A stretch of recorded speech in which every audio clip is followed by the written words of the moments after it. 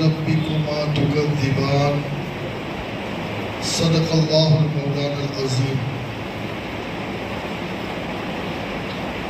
محترم مقام، واجب صد احترام بزرگوں، نوجوان ساتھیوں، پیارے بچوں، السلام علیکم ورحمۃ اللہ وبرکاتہ۔ وعلیکم السلام۔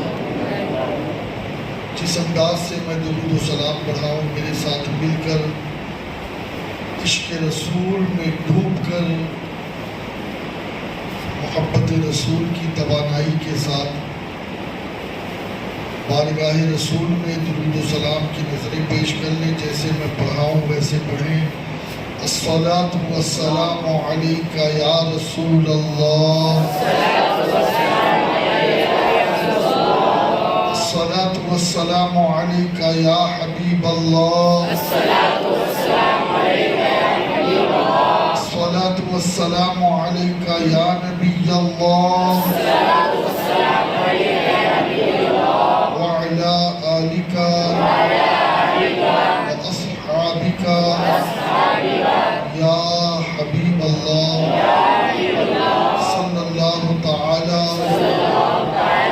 علیہ وسلم۔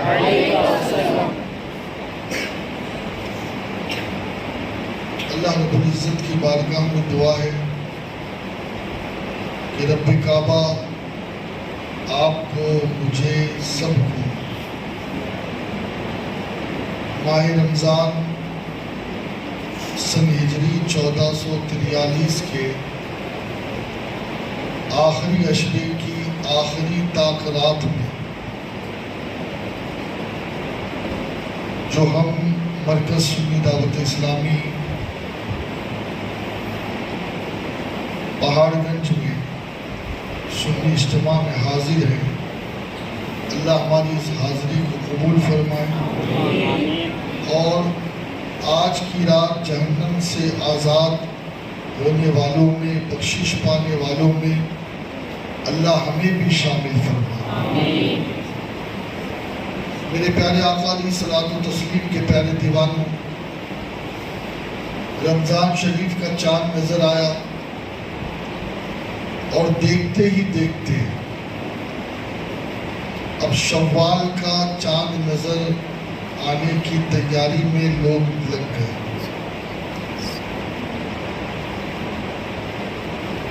آقا فرماتے ہیں کہ جو ماہ رمضان کے آنے پر خوش ہو اور جانے پر غمگین ہو تو اس کی مغفرت کر دی جاتی ہے۔ اس وقت خوشی منانے والے خوشی منا رہے ہیں، شاپنگ کرنے والے شاپنگ کر رہے ہیں، گلیوں میں گھومنے والے گلیوں میں گھوم رہے ہیں، اپنے وقتوں کو برباد کر رہے ہیں۔ لیکن ہم اس وقت مسجد میں اس لیے بیٹھے ہیں کہ پورا مہینہ ہم اپنے رب کو راضی نہ کر سکے، ویسے روزے نہ رکھ سکے جیسے روزے رب کو پسند تھے، ویسی نماز نہ پڑھ سکے جیسی نماز رب کو پسند تھی، ویسی عبادت نہ کر سکے جیسی عبادت رب کو پسند تھی، ویسے صدقات نہ کر سکے، ویسے سجدے نہ کر سکے جیسے سجدے رب کو پسند تھے، ویسی دعا نہ کر سکے جیسی دعا رب کو پسند تھی۔ اور اب چند گھنٹوں کے اندر وہ مہمان ماہ رمضان ہمیں چھوڑ کر رخصت ہو جائے گا اور پھر پتہ نہیں کہ زندگی وفا کرے یا نہ کرے، 1444 ہمیں نصیب ہو یا نہ ہو، کوئی بھروسہ نہیں۔ اس وقت یقیناً اہل ایمان کے دل غمگین ہے اور دل پر ایک بوجھ ہے کہ یا اللہ ہمیں نہیں پتا کہ ہمارے گناہوں کا جو پہاڑ ہمارے سر پر تھا وہ تو نے ہمارے سر سے اتارا یا نہیں۔ ہمیں نہیں پتا کہ روزانہ جن 60,000 لوگوں کو تو نے جہنم سے آزاد کیا اس فہرست میں ہمارا نام بھی آیا یا نہیں؟ ہمیں نہیں پتا کہ جو 10 لاکھ لوگ روزانہ جہنم سے آزاد ہو رہے تھے ان میں ہمیں بھی موقع ملا یا نہ ملا۔ مولا ہم تو بے خبر ہیں، ہمیں کچھ نہیں پتا، نہ ہم اپنی موت کے بارے میں جانتے ہیں اور نہ ہم اپنی قبر کے بارے میں جانتے ہیں۔ ہمیں تو دنیا کی زندگی نے، دنیا کی رنگینیوں نے دھوکے میں ڈال رکھا ہے۔ مولا ہمیں تو تیری عبادت بھی بھاری پڑتی ہے، ہمیں تو روزے رکھنے میں بھی تکلیف ہوتی ہے، ہمیں تو نماز پڑھنے میں بھی تکلیف ہوتی ہے۔ مولا ہمیں نہیں پتا کہ تو نے ہماری عبادتیں قبول کی یا نہیں کی۔ ہم مسجد میں آتے ہیں، ہمارا دل مسجد میں نہیں لگتا، دل کرتا ہے کہ چلو اٹھ کر بھاگو۔ اجتماع میں بھی بیٹھتے ہیں تو پھر اجتماع سننے سے زیادہ آپس میں ایک دوسرے سے بات کرنے کا ذہن ہوتا ہے۔ پتہ نہیں اے اللہ ہمارا دل کیوں نہیں لگتا، اور کبھی کبھی ایسا محسوس ہوتا ہے کہ تیری توفیق ہم سے روٹ چکی ہے، تیری رحمت ہم سے ناراض ہو چکی ہے، اور شاید وہ جو نیک بندوں کی علامتیں ہونی چاہیے اے اللہ وہ علامتیں ہمارے اندر پائی نہیں جاتی۔ ہم گناہ کر کر کے ہنستے ہیں اور تیرے نیک بندے نیکی کر کے رات بھر عبادت کر کے بھی روتے تھے کہ مولا پتہ نہیں کہ عبادت قبول ہوئی یا تو نے منہ پہ مار دی۔ اللہ اکبر۔ دوستو، حضرت فاروق اعظم، حضرت ام المومنین، حضرت امیر المومنین عمر بن خطاب رضی اللہ مولا تبارک و تعالی عنہ عید کے دن بھی روتے تھے، عید کے دن بھی آنسو بہاتے تھے، عید کے دن بھی خشیت ربانی کی وجہ سے آپ کا حال بے حال ہوتا۔ لوگ عید ملنے آپ کے گھر جاتے اور پوچھتے حضور آج تو خوشیاں کرنے کا دن ہے اور آپ کی آنکھوں میں آنسو، تو فرمایا خوشیاں وہ کرے جسے یقین ہو گیا کہ اس کی عبادت قبول ہوگی، خوشیاں وہ کرے جسے اس بات کا کامل اعتبار ہو گیا کہ اللہ نے اس کی عبادت قبول کر لی، اس کے روزے قبول کر لیے، اس کی تراویح قبول کر لی، اس کے صدقات قبول کر لیے۔ اور عمر کو نہیں پتا کہ عمر کی نیکی قبول ہوئی یا اللہ نے منہ پہ مار دی۔ اور پھر جناب عمر نے فرمایا ھذا یوم العید و ھذا یوم الوعید، کہ اے لوگوں یہ عید کا بھی دن ہے اور یہ وعید کا بھی دن ہے۔ عید تو ان لوگوں کی ہے جن کی عبادتیں مقبول ہو گئی، اور جن کی عبادت مقبول نہیں ہوئی ان کے لیے یہ وعید کا دن ہے۔ آپ کو پتا ہے حضرت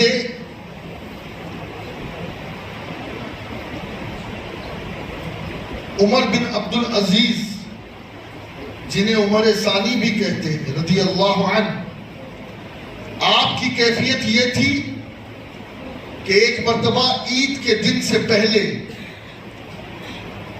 بچوں نے کہا کہ آپ امیر المومنین ہو، اور اگر ہم پرانے لباس پہن کر کے مسجد سے باہر یا گھر کے باہر جائیں گے تو لوگ ہمیں کہیں گے کہ دیکھو عمر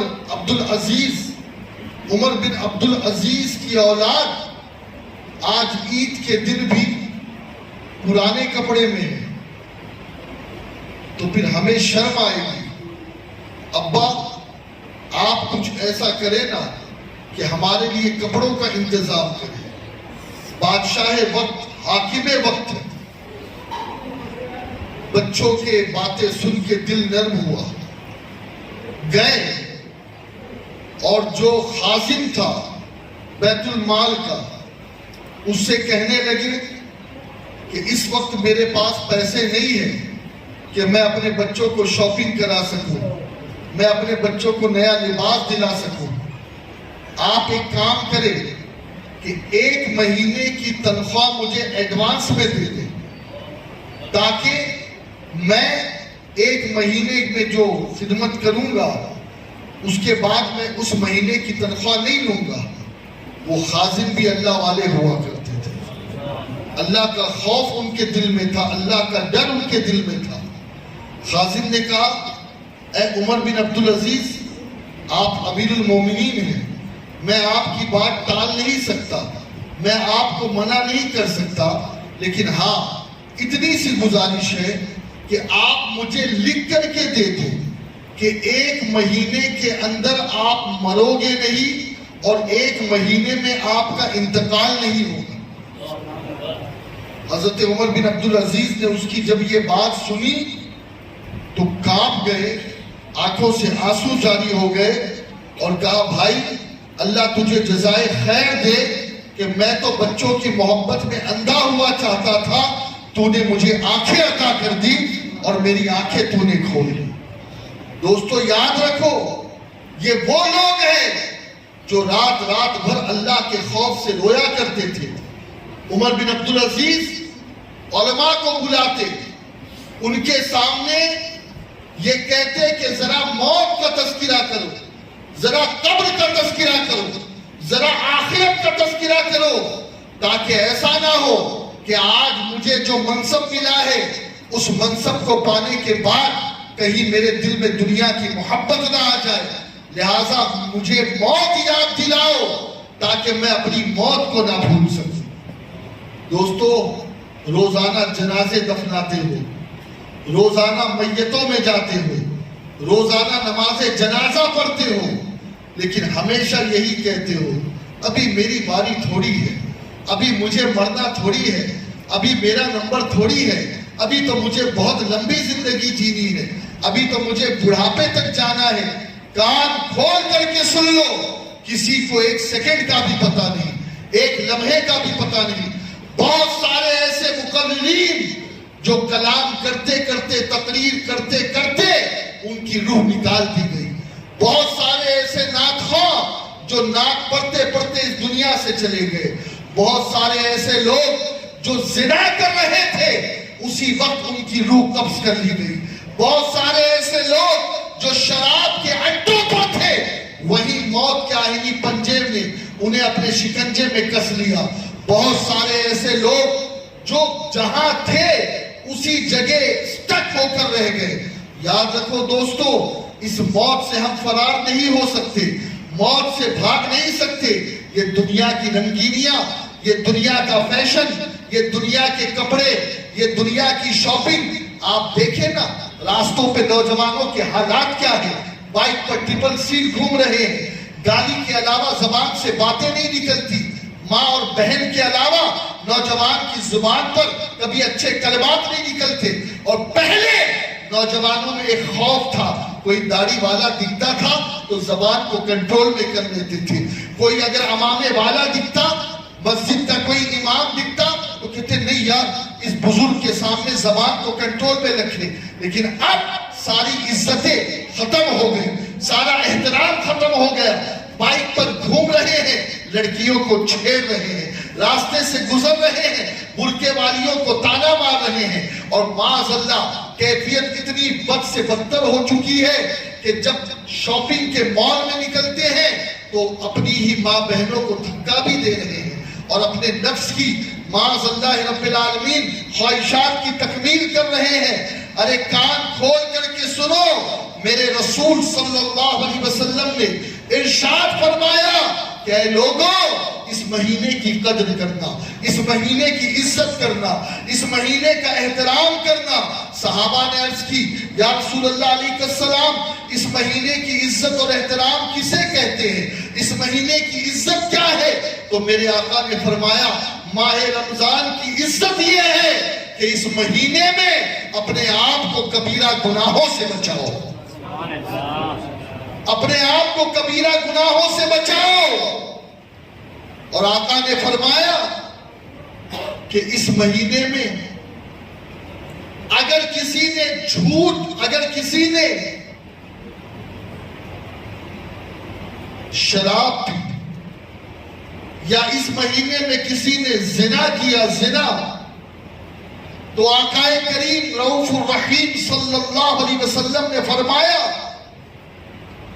کہ پھر اس گناہ کرنے والے کا حال یہ ہوگا کہ پورے سال اللہ رب العزت کے معصوم فرشتے، آسمان کے سارے فرشتے اس بندے پہ پورا سال لعنت کرتے رہے، اور اگر دوبارہ رمضان آنے سے پہلے اسے موت آ گئی تو میرے نبی فرماتے ایک نیکی بھی اس کے پلے نہیں ہوگی جو اسے جہنم سے بچا سکے، اور پھر مرتے ہی اسے جہنم میں ڈال دیا جائے گا۔ اور آقا فرماتے جس طریقے سے ماہ رمضان میں نیکیوں کا ثواب بڑھا دیا جاتا ہے، نفل کا ثواب فرض کے برابر، فرض کا ثواب 70 گنا، اور 70 گنا سے 700 گنا، اور اخلاص کے اعتبار سے لامحدود، اسی طریقے سے میرے نبی فرماتے ہیں گناہوں کا عذاب بھی بڑھا دیا جاتا ہے۔ اگر کوئی اس مہینے کی ناقدری کرے، مجھے بتاؤ اس وقت ہمارے حالات کیا ہیں؟ ایک بڑی تعداد ہے جو اس مہینے میں روزہ نہیں رکھتی، ہزاروں بہانے ہیں ان کے پاس، روزہ نہ رکھنا اس مہینے میں کبیرہ گناہ ہے۔ ایک بڑی تعداد ہے جو سحری کے لیے تو اٹھتے ہیں لیکن فجر کی نماز تک نہیں پڑھتے۔ ایک بڑی تعداد ہے جو رات میں ہی کھانا کھا کر سو جاتے ہیں، نہ فجر پڑھتے ہیں نہ سحری کے لیے اٹھتے ہیں، وہ بھی گناہ کبیرہ میں مبتلا ہے، اور اس مہینے میں وہ اللہ رب العزت کو ناراض کر رہے ہیں۔ ایک بات اگر آپ دل پر ہاتھ رکھ کر کے سوچیں، وہ رب جو بخارا کے رہنے والے مجوسی کو اس مہینے کے احترام میں ایمان کی دولت عطا کر سکتا ہے، وہ رب جو بخارا کے رہنے والے مجوسی کو، مجوسی یعنی کافر کو، اس مہینے کے احترام کے بدلے جنت دے سکتا ہے، تو کیا اگر ہم میں کا کوئی آدمی اس مہینے کی ناقدری کرے تو کیا وہ رب ہمیں جنت سے محروم نہیں کر سکتا؟ ہم میں کا کوئی شخص اگر اس مہینے کی ناقدری کرے تو کیا موت کے وقت وہ رب ہمارا ایمان سلب نہیں کر سکتا، ہمارا خاتمہ خراب نہیں کر سکتا؟ بولو، دونوں باتیں سامنے رکھنی چاہیے، دونوں باتوں کا دھیان رکھنا چاہیے، دونوں باتوں کا خیال رکھنا چاہیے۔ آج ہم پتہ نہیں اپنے آپ کو کیا سمجھ رہے ہیں۔ ارے دیکھو اللہ والوں کی زندگی، عمر فاروق اعظم جن کو میرے آقا نے فرمایا عمر جنتی ہے، جن کو جنتی ہونے کی گارنٹی خود مالک جنت رسول کریم نے عطا فرمائی، لیکن وہ تو عید کے دن رو رہے ہیں اور ہماری بانچیں کھل رہی ہیں، ہم ہنس رہے ہیں، ہم اعتکاف میں بیٹھ کر مستی مذاق کر رہے ہیں، ہم جوکس کر رہے ہیں، ایک دوسرے کی مذاق اڑا رہے ہیں۔ اے اللہ کے بندو، ہم کس غلط فہمی میں جی رہے ہیں؟ ارے سنو، کبھی کبھی شیطان مسجد سے دور کر کے پٹکتا ہے، مارتا ہے، اور کبھی کبھی مسجد میں لا کر کے پٹکتا ہے اور مارتا ہے۔ فرمایا گیا کہ اگر کوئی مسجد میں دنیا کی باتیں کرے، جائز بھی ہو دنیا کی، تو باتیں کرنے سے اس کی نیکیاں اس طریقے سے ختم ہو جاتی ہے جیسے آگ لکڑی کو کھا جاتا ہے۔ اور اگر کوئی مسجد میں آ کر کے ہنسے، مسجد میں آ کر کے کھلکھلائے، تو اللہ کے رسول فرماتے ہیں مسجد میں ہنسنا اس کی قبر میں اندھیرا لاتا ہے، اندھیرا۔ آج حالات کیا ہے آپ دیکھو نا، اعتکاف میں بیٹھنے والوں کے حالات دیکھو، کبھی کبھی تو ایسا لگتا ہے کہ اعتکاف میں نہیں بیٹھے، کسی پکنک میں آئے ہوئے۔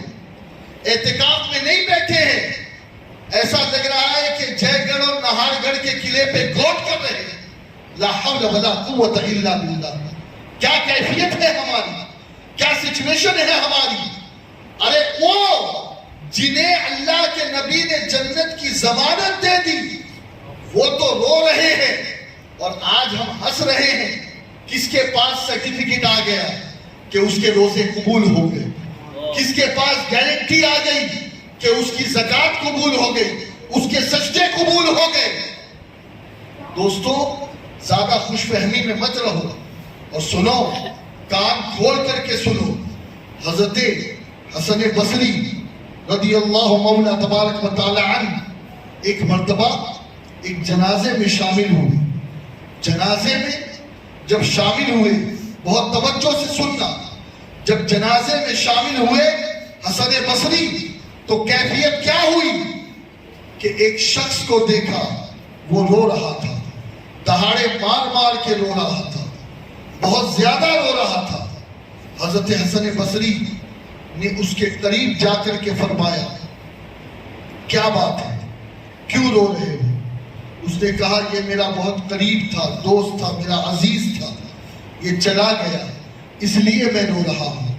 جناب حسن بصری نے فرمایا بتاؤ, اگر اللہ تمہارے دوست کو ایک موقع دے اور اللہ اگر تمہارے دوست کو ایک بار پھر زندگی دے دے تو تمہارا یہ جو دوست ہے وہ اپنی زندگی کیسے گزارے گا؟ کیا جھوٹ بولے گا؟ اس نے کہا نہیں. کیا کسی سے رشوت لے گا؟ اس نے کہا نہیں. کیا کسی کو دھوکہ دے گا؟ اس نے کہا نہیں. کیا کسی کا حق غصب کرے گا؟ اس نے کہا نہیں. کیا زنا کرے گا؟ اس نے کہا نہیں. کیا نمازیں چھوڑے گا؟ اس نے کہا نہیں. کیا جھوٹ بولے گا؟ اس نے کہا نہیں. نہیں. بولا پھر کیسے زندگی گزارے گا؟ کہا پھر ایسے زندگی گزارے گا کہ ایک لمحے کے لیے بھی اللہ کی نافرمانی نہیں کرے گا, ایک لمحے کے لیے بھی گناہ نہیں کرے گا. حسن بصری نے کہا اب یہ رونا دھونا بند کر اور سن, یہ تو چلا گیا, یہ واپس پلٹ کے آنے والا نہیں ہے, اسے موقع نہیں ملے گا, زندگی ایک ہی بار ملتی ہے. لیکن سن, تیرے پاس موقع موجود ہے, اب تو بھی اپنے آپ کو گناہوں سے بچا کر اپنی زندگی گزار. دوستو اس کی اس کی کرنے میں ہم نے اپنی پوری زندگی گزارا. غیبت, جانتے ہو یہ غیبت کیا ہے؟ اللہ اکبر. بڑی ہی آسانی کے ساتھ بیٹھے بیٹھے وہ تو ایسا آدمی ہے, وہ تو ایسا ہے, فلاں صاحب تو ایسے ہیں, فلاں مسجد کے امام تو ایسے ہیں, فلاں حافظ صاحب تو ایسے ہیں.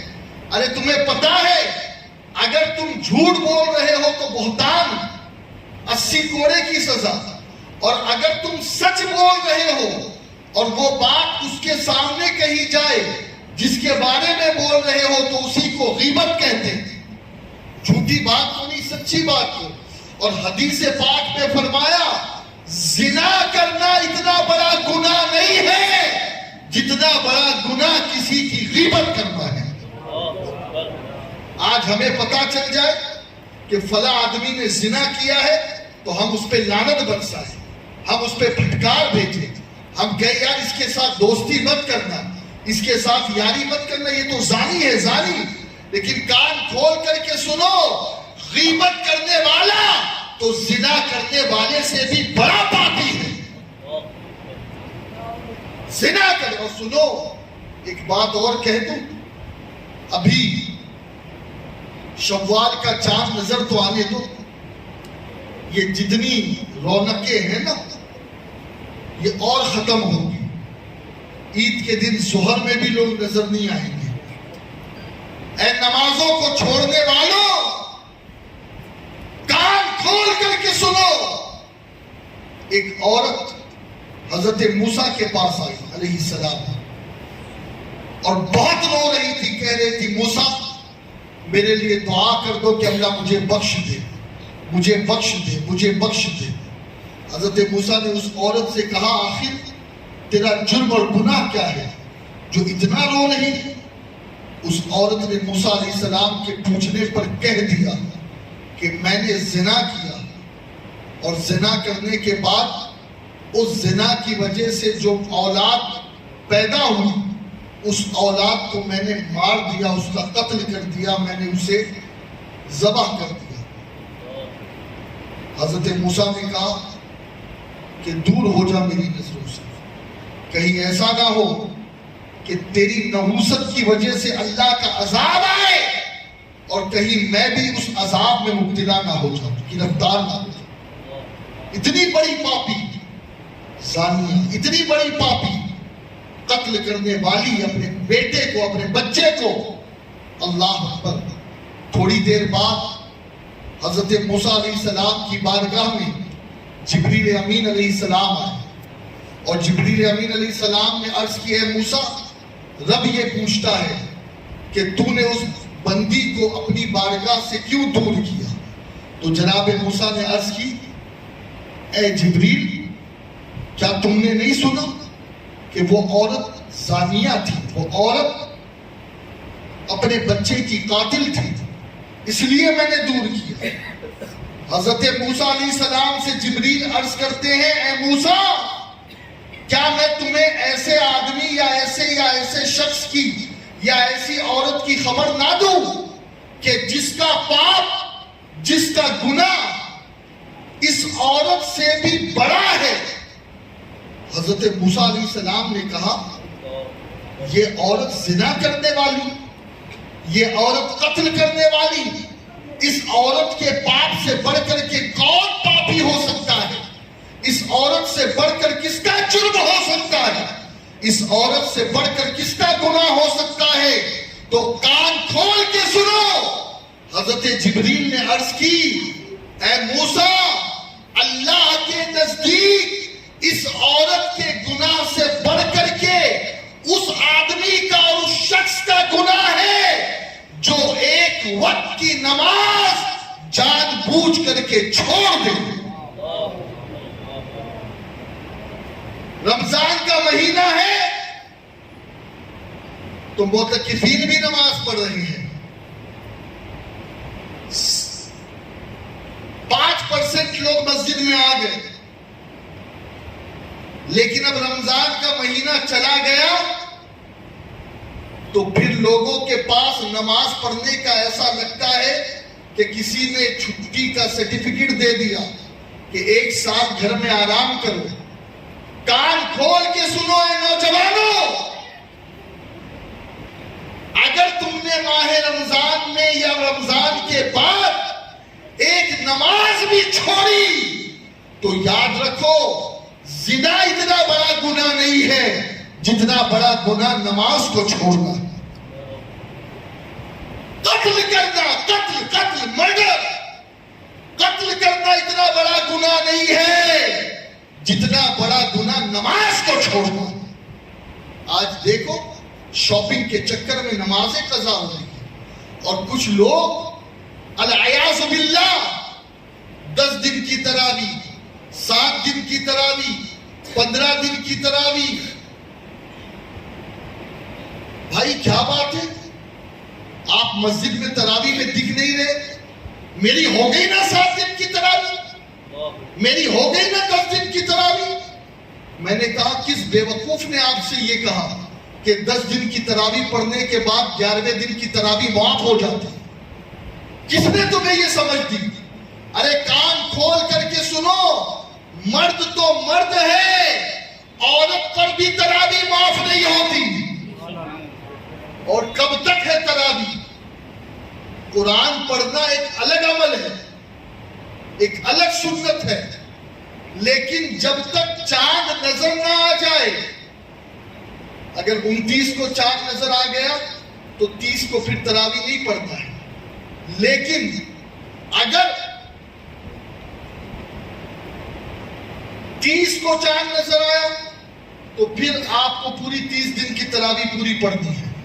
لیکن وہ لوگ جو 10 دن کے بعد تراویح نہیں پڑھ رہے, 7 دن کے بعد تراویح نہیں پڑھ رہے, کسی نے کہا بھائی میں نے تو اپنے فارم ہاؤس پہ قرآن ختم کروا دیا, میں ان لوگوں سے کہوں گا, سنو, اگر کوئی کھڑے نہیں ہو سکتا, گھر میں کوئی ایسی عورت ہے جسے کھڑے ہونے میں تکلیف ہے, تو علماء نے کہا اس عورت پر بھی تراویح کی نماز معاف نہیں ہے، اس بوڑھی پر بھی تراویح کی نماز معاف نہیں ہے۔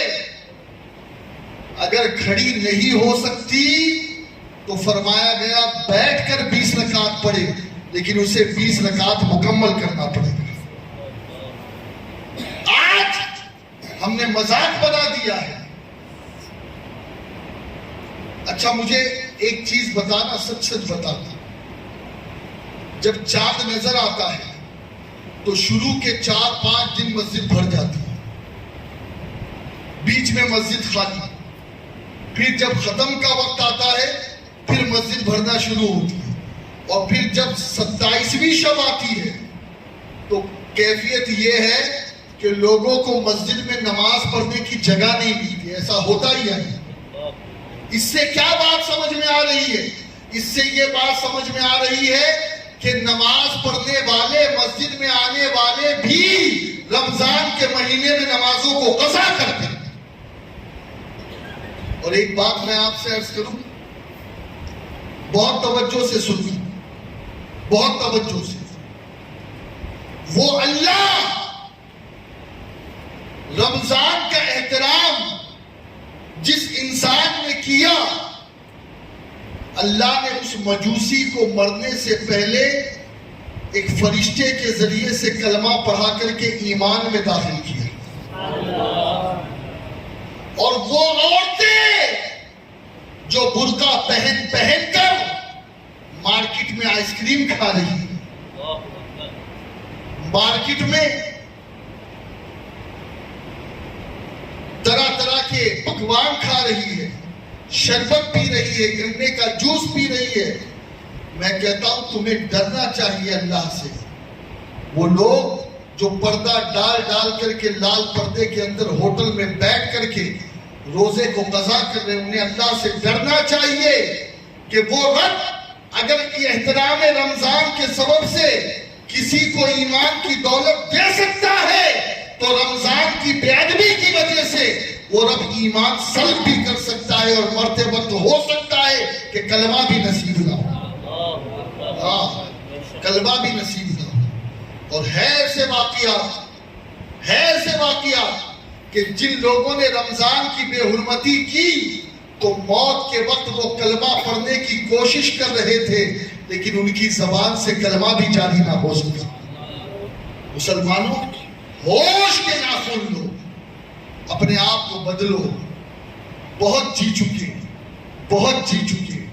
غفلت میں، بہت جی چکے عیش کی زندگی، بہت جی چکے فیشن کی زندگی، بہت کر چکے گرل فرینڈ اور بوائے فرینڈ کا کاروبار۔ اب آؤ، اب اپنے رب کو مناؤ، آؤ اب نبی سے دل لگاؤ، آؤ اب ایسوں کو دوست بناؤ کہ جس کی دوستی آپ کی قبر کو نورانی بنا دے۔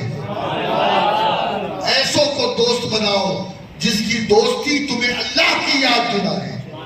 ایسوں سے دوستی کرو کہ جب تم کسی غلط جگہ جا رہے ہو تو وہ دوست کہے بھائی اللہ سے ڈر اور اس طرف قدم مت بڑھا، ورنہ کہیں ایسا نہ ہو کہ خاتمہ خراب ہو جائے۔ اے نوجوانوں، اپنے آپ کو بدلو، اپنے آپ کو چینج کرو۔ اور سنو، میرے نبی فرماتے ہیں روزہ بھی قیامت کے دن شفاعت کرے گا، قرآن بھی قیامت کے دن شفاعت کرے گا۔ قرآن کہے گا مولا یہ رات بھر سوتا نہیں تھا، میری تلاوت کرتا تھا۔ مولا اس نے رمضان کے مہینے میں ایک بار نہیں بلکہ 3 بار 10 بار مجھے ختم کیا۔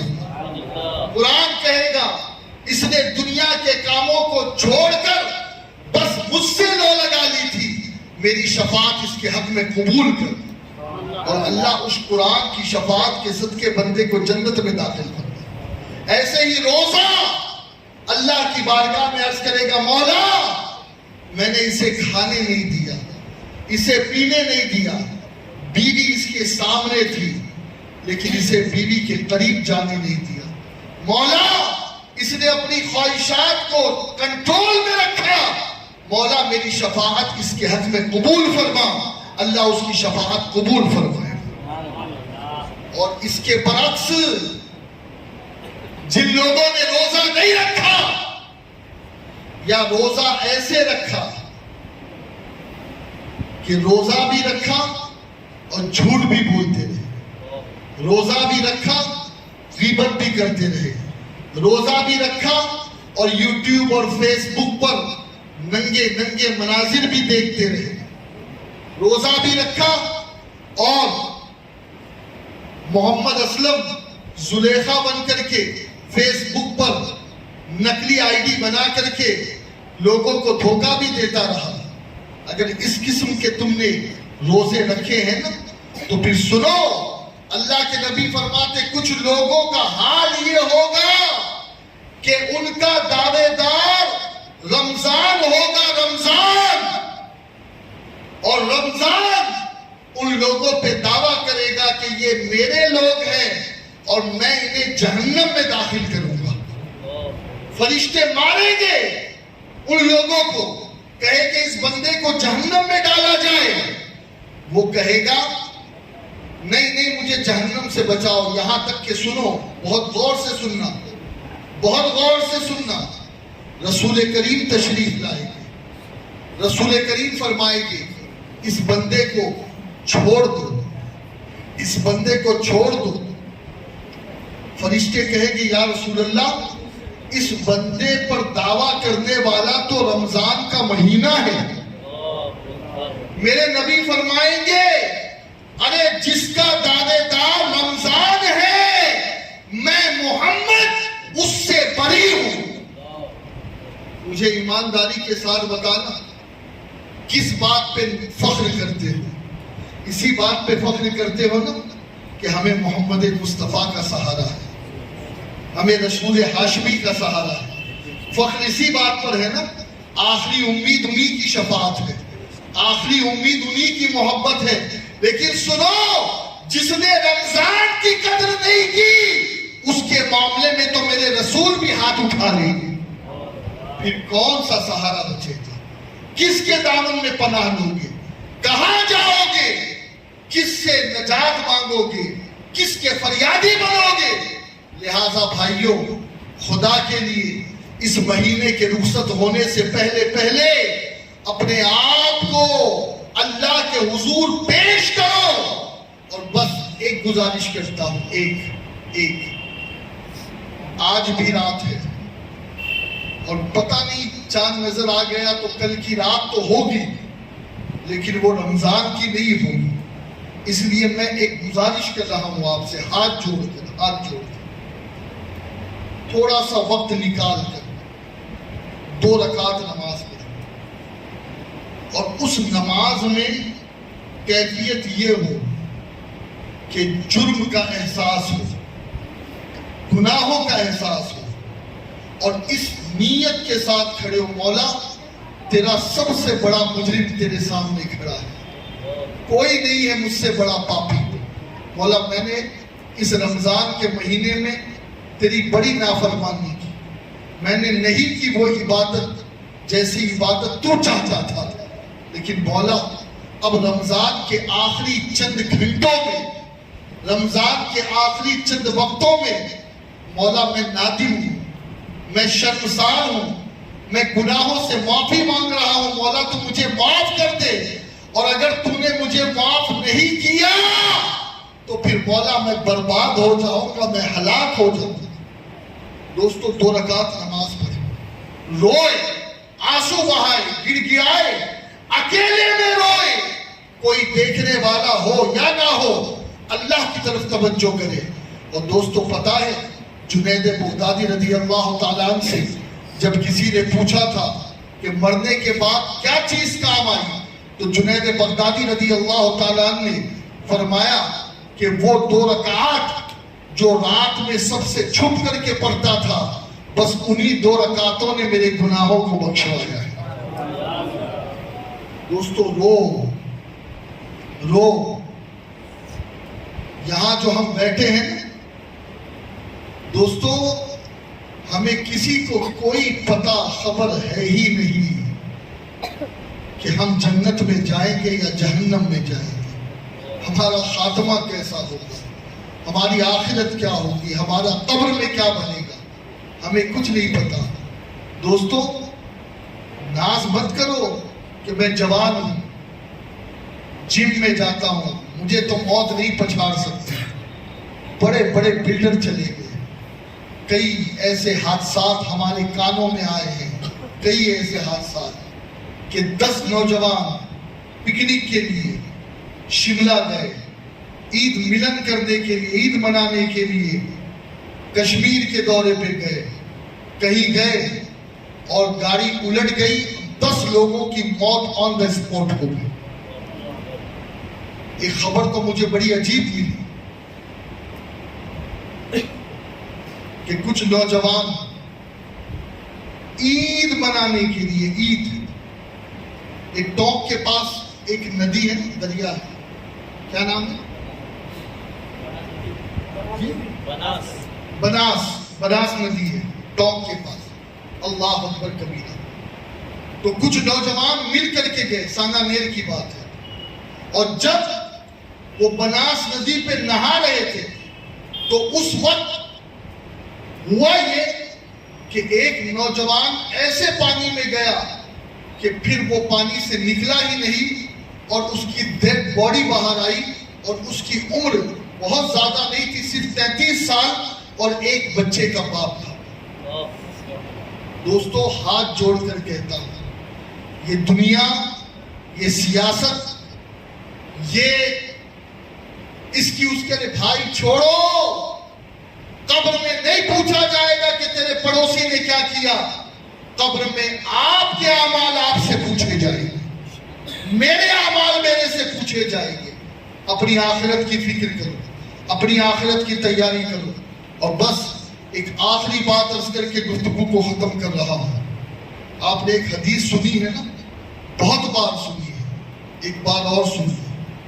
میرے نبی منبر پہ چڑھے، 3 بار آمین کہا، پوچھا گیا یا رسول اللہ آمین کہنے کی وجہ؟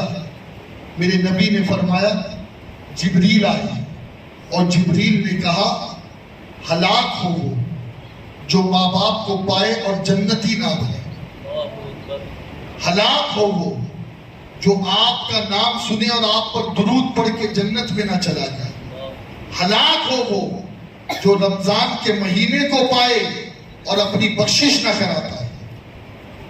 آقا نے فرمایا میں نے تینوں بد دعاؤں پر آمین کہا۔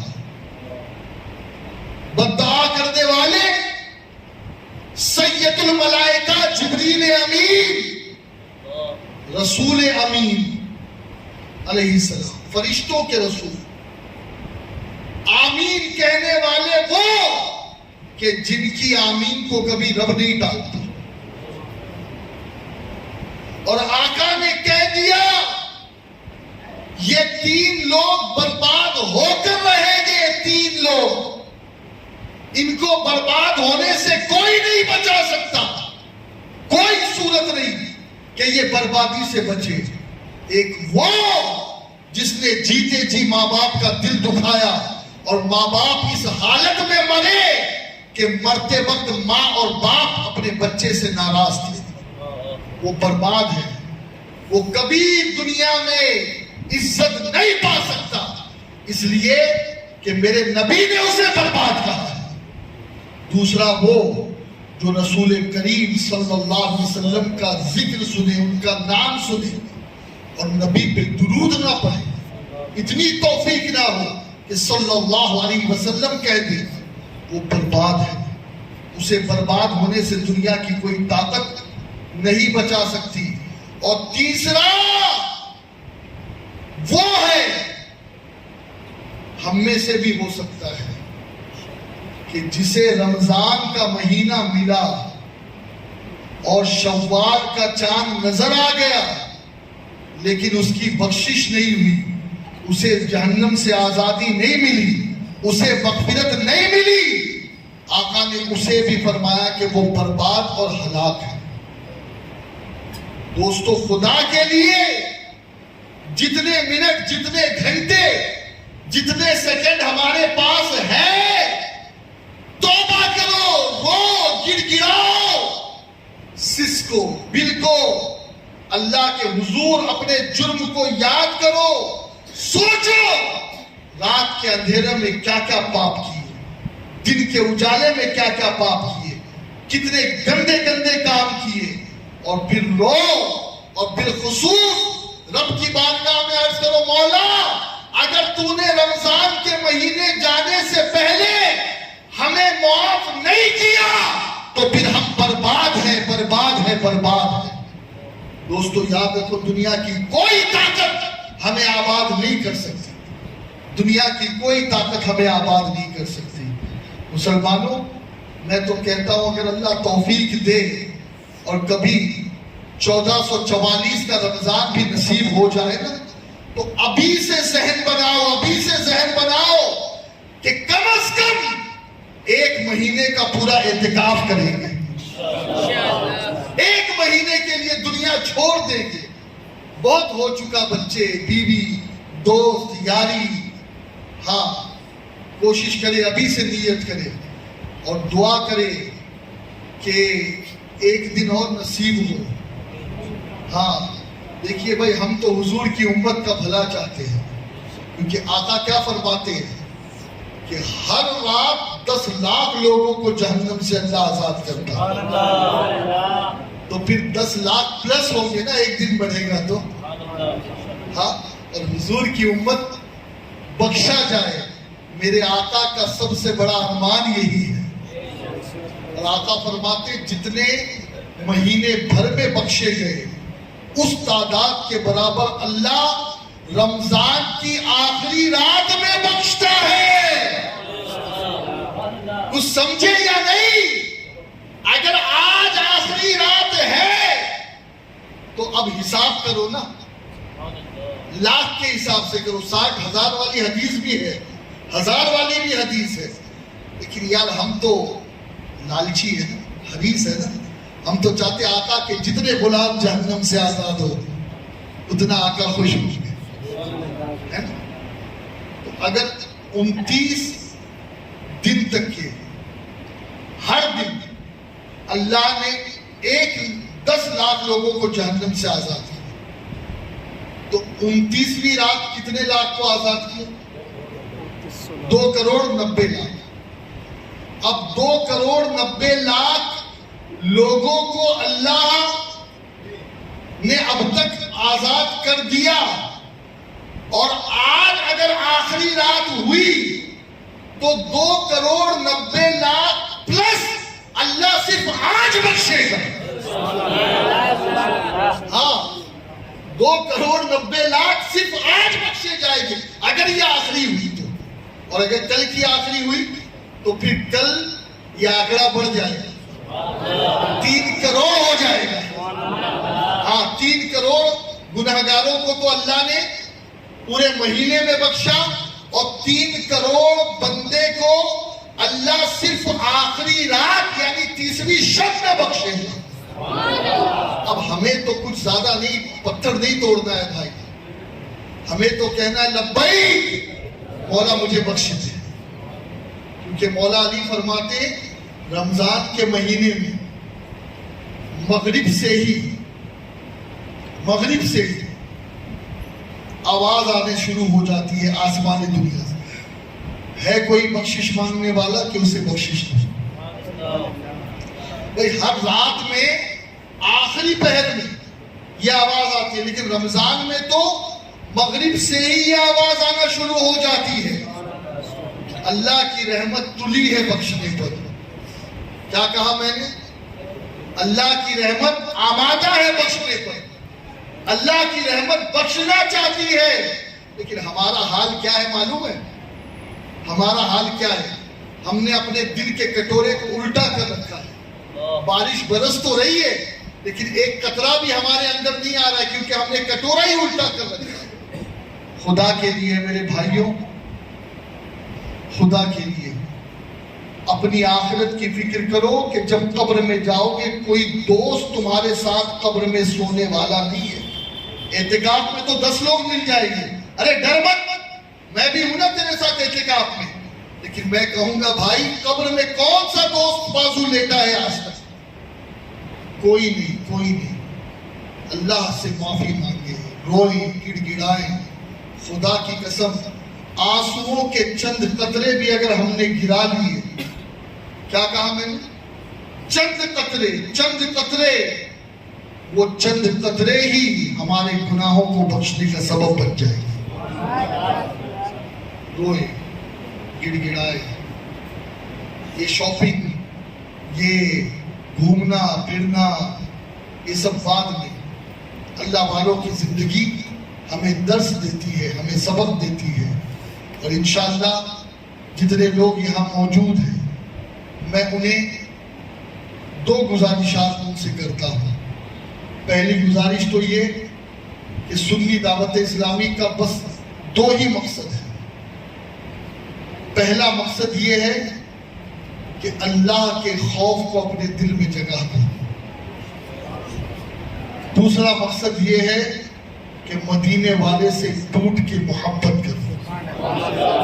یہ 2 چیزیں اگر کسی کے اندر آ گئی نا، انشاءاللہ اس کی دنیا بھی بہتر ہے اور آخرت بھی بہتر ہے. اور جیسے آپ رمضان میں یہاں آئے ہیں، رمضان کے بعد بھی سنیچر آئے گی، تو پھر آپ سب وعدہ کر کے اٹھیں کہ انشاءاللہ آنے والے سنیچر کو عشاء کی نماز یہی ادا کریں گے. اور عشاء کی نماز ادا کرنے کے بعد 2 گھنٹے 1.5 گھنٹے اجتماع ہوتا ہے. اس اجتماع میں بیٹھ کر رمضان کی یادوں کو بھی تازہ کریں گے، حضور کی محبت بھی دل میں بسائیں گے، اللہ کے خوف کو بھی دل میں جگہ دیں گے انشاءاللہ. آئیں گے رمضان کے بعد بھی اجتماع میں؟ کتنے نوجوان ہیں؟ ہاں یہ سال بھر کا ہے. سال بھر کا جو اعتکاف میں بیٹھے ہیں، مجھے ان نوجوانوں سے بھی امید ہے انشاءاللہ کہ وہ صرف 10 دن کے لیے ہمارے دوست نہیں بنیں گے، انشاءاللہ سال بھر کے لیے ہمارے دوست بنیں گے. اور ہماری دوستی سے ایک بات بتا دوں، ہو سکتا ہے آپ کے پاس دولت آئی یا نہ آئے، ہو سکتا ہے کہ آپ کو لگزری کاروں میں پھرنا نصیب ہو یا نہ ہو، لیکن اگر ہم سے دوستی کی، سنی دعوت اسلامی کے مبلغین سے دوستی کی، تو آنکھوں سے اللہ کے خوف سے آنسو بہنا شروع ہو جائے اور عشق رسول میں دل تڑپنا شروع ہو جائے گا انشاءاللہ. انشاءاللہ تو آئیں گے آپ انشاءاللہ. اور دوسری گزارش یہ ہے کہ اللہ کی راہ میں صدقہ کرو اور اپنے آپ کو جہنم سے بچاؤ. کیسے بولو؟ آواز نہیں آ رہی. صدقہ کر کے اپنے آپ کو جہنم سے. نبی فرماتے ایک کھجور یا ایک چھوارا ہی صدقہ کر دو اور اپنے آپ کو جہنم سے بچاؤ. اور آپ تو الحمدللہ صدقہ فطر بھی ادا کرتے ہو، زکوٰۃ بھی ادا کرتے ہو، صدقات بھی ادا کرتے ہو نا. اور پھر اس کے علاوہ بھی اللہ کی راہ میں خرچ کرتے ہو نا الحمدللہ. اب میری بات سنو، اللہ نے سمندر پر زمین کو رکھا. زمین یہ سمندر پر ہے، اس لیے کہتے ہیں بعض کتابوں میں یہ ہے کہ ایک مچھلی ہے، مچھلی، اور اس مچھلی کے دم یا اس کے پر کے اوپر یہ زمین ہے. کیا بیلنس ہوگا؟ تفسیر میں عجائب الحیوانات پڑھے، اس میں اب بتاؤ نا، وہ مچھلی اگر تھوڑی سی سرک گئی، کھسک گئی، اتھل پتھل ہو گیا، اور وہ جو قیامت قائم ہوگی نا وہ ایسے ہی ہوگی. RDX لگا ہو تبھی آپ بارود کے ڈھیر پر نہیں ہو. اب بھی ہم بارود کے ڈھیر پر. یہ زمین پانی کے اوپر ہے، جیسے کوئی شپ ہوتی ہے نا، بس ہمارا بھی حال ویسے ہی ہے. کب غرق ہو جائے یہ زمین کوئی بھروسہ نہیں، کب غرق ہو جائے۔ اب یہ زمین ہلنے لگی جب اللہ نے اسے رکھا پانی پر، تو حدیث پاک میں یہ آیا کہ اللہ نے فرشتوں کو حکم دیا کہ بڑے بڑے پہاڑ رکھ دو۔ پہاڑ گنج والو، یہ پہاڑ کی ابتدا وہاں سے ہوئی ہے۔ ہاں، پہاڑ گنج میں تو رہ رہے ہیں، لیکن آج تک کسی نے بتایا نہیں ہوگا کہ پہاڑ شروع کہاں سے ہوئے۔ یہ بھی سنی دعوت اسلامی کو شرف حاصل ہے کہ وہ تمہیں پہاڑ کی بھی ابتدا بتا رہی ہے۔ ہاں، اب پہاڑ کو جیسے ہی اللہ نے رکھا، بڑے بڑے پہاڑ ماؤنٹ ایوریسٹ جیسے، تو پھر کیا ہوا؟ زمین ساکت ہو گئی، جو ڈس بیلنس ہو رہی تھی، تو یہ پہاڑ کی وجہ سے زمین رک گئی۔ جب زمین رک گئی تو فرشتوں نے بڑے بڑے پہاڑوں کو دیکھ کر کہا، مولا یہ پہاڑ تو بڑے سخت ہے، بڑے طاقتور ہے۔ اللہ نے کہا نہیں، میرے نزدیک پہاڑ سے بھی زیادہ طاقتور تو لوہا ہے، کیونکہ لوہا پہاڑوں کو بھی توڑ دیتا ہے۔ پھر رب نے فرمایا، فرشتوں نے کہا پھر تو لوہے سے زیادہ طاقتور کوئی چیز نہیں ہوگی۔ رب نے فرمایا میرے نزدیک لوہے سے بھی زیادہ طاقتور چیز پانی ہے، آگ ہے، آگ جو لوہے کو بھی پگھلا دیتی ہے۔ فرشتوں نے کہا پھر آگ سے زیادہ کوئی طاقتور اور عظیم چیز نہیں ہوگی تیرے نزدیک؟ کہا آگ سے بھی زیادہ طاقتور میرے نزدیک پانی ہے جو آگ بجھا دے۔ کہا پھر پانی سے زیادہ طاقتور کوئی چیز نہیں؟ کہا ہے، پانی سے بھی زیادہ طاقتور میرے نزدیک ہوا ہے، ہوا، وایو، ہوا، ایئر۔ فرشتوں نے عرض کی مولا آپ کو پتا ہے جب سونامی آتی ہے نا تو یہ ہوا ہی ہوتی ہے جو اس سمندر کے پانی کو 20-25 فیٹ اوپر اڑا دیتی ہے۔ ہاں، بڑے بڑے ٹائٹینک جیسے جہاز بھی غرق ہو جاتے ہیں۔ فرشتوں نے عرض کی مولا پھر ہوا سے زیادہ طاقتور تو تیرے نزدیک کوئی شے نہیں ہوگی؟ رب نے کہا ہے۔ کہا مولا کون سی شے؟ کہا مومن کا وہ صدقہ جو سیدھے ہاتھ سے دے تو الٹے ہاتھ کو خبر نہ ہو۔ میرے نزدیک ان تمام چیزوں سے بڑھ کر کے طاقتور وہ صدقہ ہے۔ سمجھ رہے نا؟ صرف صدقہ نہیں، آج کئی زکوٰۃ دینے والے تو ایسے بھی ہیں کہ جو بول کر سنا دیتے ہیں۔ ہاں، ایسا ہوتا ہے۔ ہم اسکول مدرسہ چلاتے ہیں تو ہمیں پتا ہے نا، بعض لوگ دیتے کچھ نہیں ہے اور پیپر میں بھی چھاپ دیتے ہیں۔ ہاں، تو یاد رکھو ایسے صدقے تو منہ پہ مارے جائیں گے کہ جو صدقہ دینے کے بعد آدمی بول کر کے سنائے یا احسان جتائے یا پھر زکوٰۃ دینے والے کے اوپر روب کرے کہ میں نے تجھے زکوٰۃ دی تھی مشکل وقت، تو ایسے صدقے تو منہ پہ مارے جائیں گے۔ ایسا صدقہ اللہ کے وہاں قبول ہوگا جو اتنا چپ کر دیا جائے کہ اس ہاتھ سے دو تو اس ہاتھ کو خبر نہ ہو۔ ایسا ہو سکتا ہے کیا؟ یہ دونوں ہاتھ کتنے کلوز ہیں؟ ہاں، یہ بات اور ہے کہ عبد الرحمن غازی کی طرح اگر کسی کا ایک بازو کٹا ہو وہ ایک الگ بات ہے، لیکن اگر دو ہاتھ ہے تو ایسا نہیں ہو سکتا کہ اس ہاتھ سے دو تو اس ہاتھ کو خبر نہ ہو۔